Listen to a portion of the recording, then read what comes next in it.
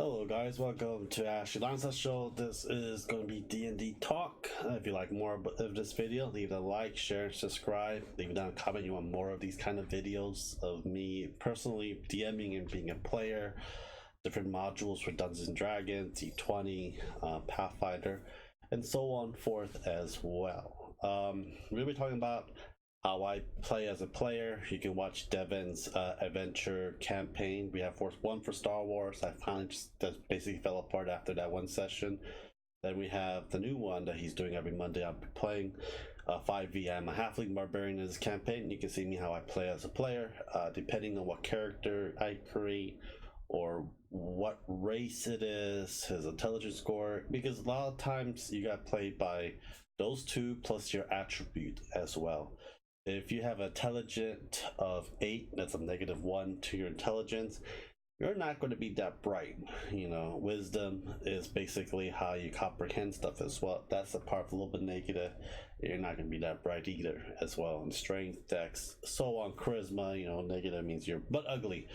You know, zeros are just average of it is. So you can do a common thinking and so forth as well. For me, I like to play odd characters. Like I played a drunken cleric in 3.5, one of my teacher's campaign. Basically, I almost killed the party multiple times because instead of healing people, he's too damn drunk to concentrate to heal people. Time to time he will heal and time do things, but a lot of times he's pissed drunk and he has to be carried around. Right, a paladin that lied and lost all his power became a fighter. We usually like to play wizards or sorcerer spellcasters. I like to play illusionist. Let's say there's a cliff and I don't like you, and there's a pile of food, you know, in that cliff and a table and everything else. But you know, if they fail their will or perception check, you know, they fall off a cliff or they die of a 120-foot drop. You know, stuff like that. But I do play sometimes very you know, serious characters, especially some other campaigns. If I don't like the DM, I will make a character that'll piss them off. Basically that is basically it. If I like the DM, I'll make a serious character, but I'll make a little jokester character on the side as well, because we all like to have a little laugh in the game for that time being. It is one of those things that, you know, you as a player, you gotta figure out what you're really good at. If you're first starting out as a player, I wish you start with a fighter or a melee class. A fighter is good. Paladin is also good. Not that much spells. You have to do. Barbarian is good as well. Spellcaster is more advanced because you have to do a little bit of reading what spells you're gonna pick, what's good for the venture, and so forth as well.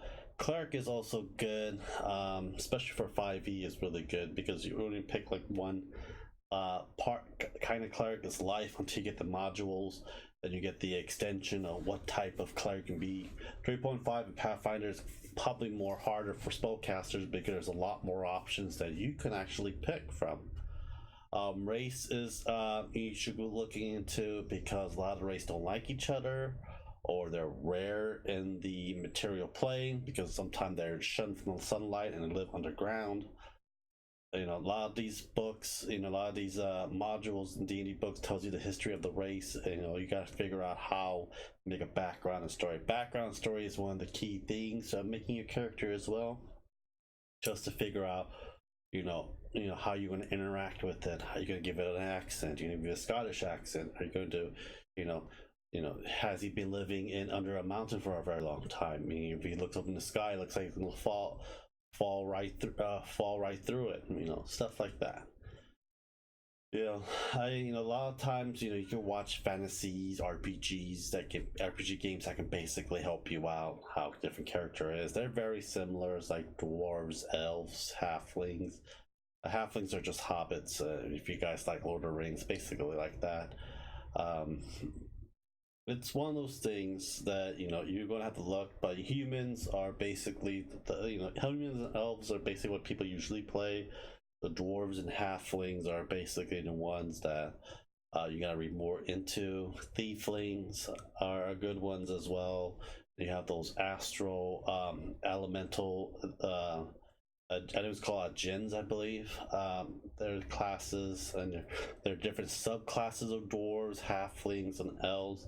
I don't believe there's any subclasses for humans. I think humans were the last ones to be brought into the material plane for a short period of time, because usually it was elves and dwarves and halfling before that, and there were the lizard folks.